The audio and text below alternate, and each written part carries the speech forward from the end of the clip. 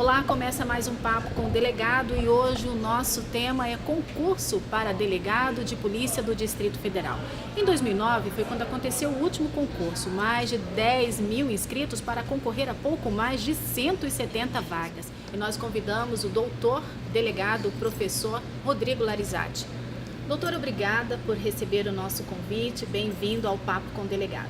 Agradeço eu a oportunidade, estamos aqui à disposição de vocês. É um concurso concorrido, mas eu queria que o senhor falasse um pouco como que é a prova. Tem sempre um tema específico ou é abrangente? Como é que é, doutor?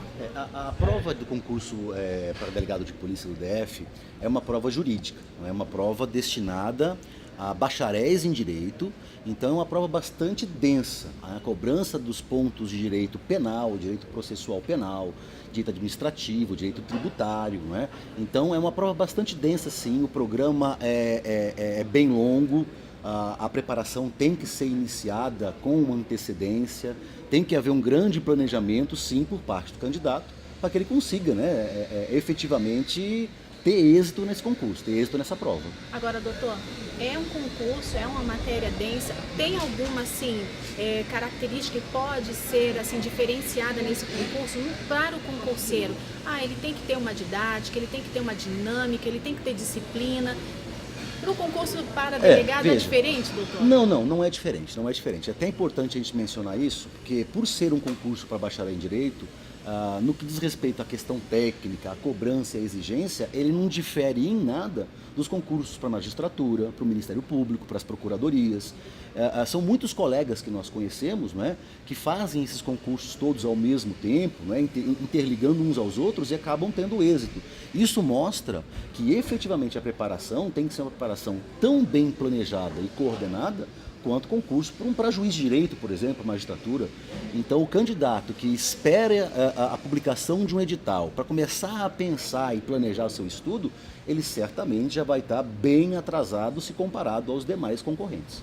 Agora, doutor, como deve ser a maneira para ele discorrer o texto? A caligrafia, ela é examinada ali, exige isso, doutor? Sim, a prova ela consiste, né, de uma avaliação objetiva, de uma avaliação discursiva e a prova oral também, né? Então, na prova objetiva, são questões diretas, né? Questões onde o candidato vai definir se aquela proposição está correta ou não, de forma que ele não tem campo para poder desenvolver um raciocínio. A prova objetiva ela é um grande funil e a gente percebe, inclusive, que é a prova mais difícil, justamente por não permitir a um bacharel em Direito, que é um profissional que aprendeu a discorrer, a elaborar, não é? A escrever sobre um determinado tema, e ele não tem essa oportunidade nessa primeira prova, que é a prova objetiva. Já a prova discursiva, aí sim, né? É o que eu digo, a prova discursiva e a prova oral são as provas de um bacharel.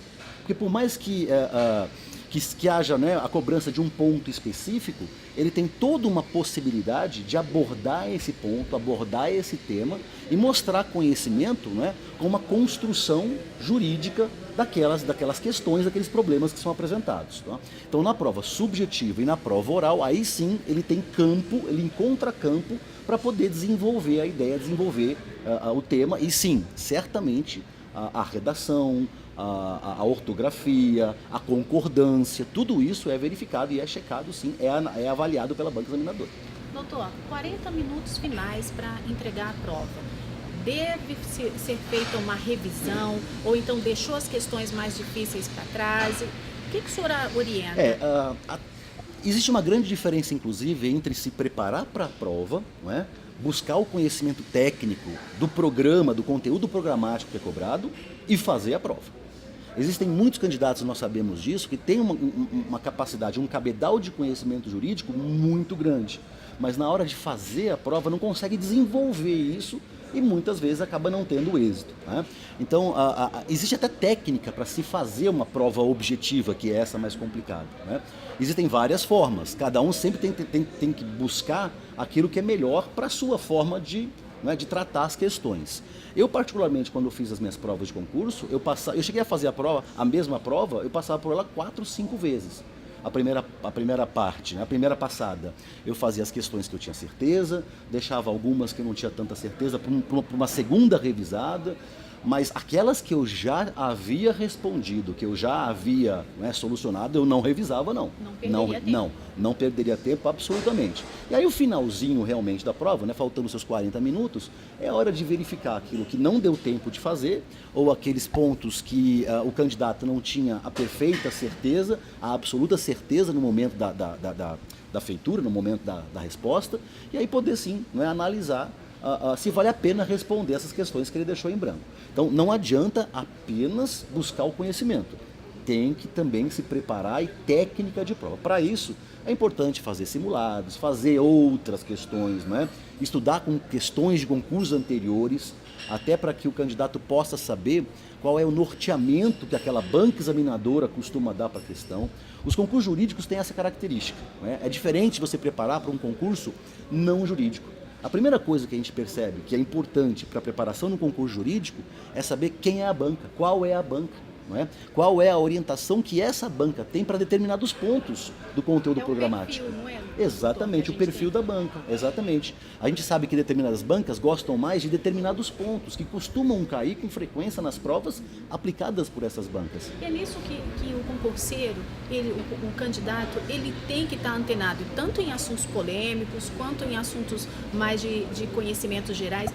Isso ajuda? Ajuda. Obviamente que a prova, né, a prova objetiva e a própria prova discursiva, elas são mais técnicas no que diz respeito à questão do conteúdo de direito. São as teorias clássicas, teorias históricas que não mudam. Mas no momento de você argumentar, não é, e trazer uma questão e ambientar... Fazer um embasamento. Exatamente, fazer um embasamento é fundamental o conhecimento do que está acontecendo no mundo hoje. Tanto no que diz respeito aos assuntos internos, quanto aos assuntos que diz respeito à política internacional, por exemplo. E com isso, você consegue enriquecer a sua resposta. Você enriquece, não é, o material que você está apresentando para ser avaliado pela banca. Então é fundamental esse conhecimento geral, sem dúvida alguma. Agora, doutor, o candidato ele pode ficar inseguro. E o senhor, com a sua experiência, deve saber o que dá mais insegurança, né? O que provoca essa insegurança? A insegurança, basicamente, é falta de estudo. Falta de estudo em alguns pontos, tá? Não adianta querer imaginar, os conteúdos são muito grandes, não é? Se você imaginar que você vai conseguir vencer toda aquela carga programática, não, eu tenho todo o edital, todo o programa 100%, isso não é verdade, é muita informação. Tanto que após, não é, a graduação, a formação, não é, na Faculdade de Direito, cada um vai se especializar numa área específica e perde-se muito do conhecimento técnico das áreas que você não atua. E na hora de fazer um concurso, o que se exige é justamente o oposto, é o conhecimento total. Então, às vezes, a falta de estudo em uma ou outro ponto, em um ou outro tema, dá essa insegurança. Por isso que eu tinha esse hábito, né, de iniciar a prova fazendo as questões que eu sabia. Eu vou para a matéria que eu mais conheço. Eu começo a fazer a prova desse jeito e começo a acertar as questões que eu mais conheço, eu me sinto empolgado e animado em continuar fazendo a prova, né, buscando aquele raciocínio. Se o candidato começa com as questões, com a disciplina que ele menos tem, não é, intimidade, a insegurança vai vir logo na primeira meia hora da prova. E se na primeira meia hora da prova ele começar inseguro, vão ser 4, 5 horas de segurança plena de tensão, e a chance de êxito cai vertiginosamente. Então não adianta estudar e não ter técnica de prova. Eu sempre gostei de fazer isso. Primeiro, as questões que você sabe, que você conhece. Eu conheço penal, então eu vou para o direito penal. Eu faço penal, vejo que eu consegui, não é, apresentar respostas verídicas ali, que eu consegui desenvolver bem, eu me sinto mais animado e menos inseguro para continuar o restante da prova. Doutor, o concurso, como eu havia falado no início, em 2009 teve mais de 10 mil inscritos para apenas pouco mais de 170 vagas. Bom, é um concurso concorrido, não é? É uma área concorrida, mas é difícil. É difícil e é uma carreira fantástica, uma carreira excepcional, é uma carreira jurídica, não é? É uma carreira que exige do profissional não só o conhecimento jurídico, mas muito conhecimento de vida, porque você lida com problemas diuturnamente, problemas de pessoas que te procuram e aquele problema tem que ser resolvido naquele momento. Não é? Então, o delegado de polícia ele precisa ter o conhecimento jurídico e a calma e a tranquilidade para dar uma solução imediata e uma solução que esteja prevista em lei. É diferente de outras carreiras, por exemplo, né, que tem uma tranquilidade maior para se debruçar sobre um procedimento, se debruçar sobre um processo, estudar aquele processo, para aí sim tomar uma decisão. O delegado de polícia raríssimas vezes tem esse tempo todo e essa possibilidade mais calma de tomar a decisão. A decisão dele é sempre mais urgente. Então é uma carreira fantástica, uma carreira sem outra parecida. A prova é muito difícil, mas é muito difícil também aqueles que se dão bem na prova, são aprovados e não embarcam na carreira e realmente não se apaixonam pela carreira. Agora, doutor, o candidato a esse concurso, ele pode correr o risco de focar apenas em direito penal e esquecer os outros? Não. Quando eu falei do direito penal, era para facilitar quando eu fazia as provas. Não, porque mas... minha intimidade é um pouco maior. Mas não, é denso tanto quanto. As provas hoje cobram direito penal, processual penal, direito civil, processual civil, constitucional, administrativo, legislação extravagante gigantesca, é um número sem fim de leis que nós temos que estudar para o concurso e são cobradas, direito tributário, direito financeiro, direito econômico. Então é uma prova bem densa, sim. É claro que o dia a dia policial é mais vertido para a área criminal, direito penal e processo penal.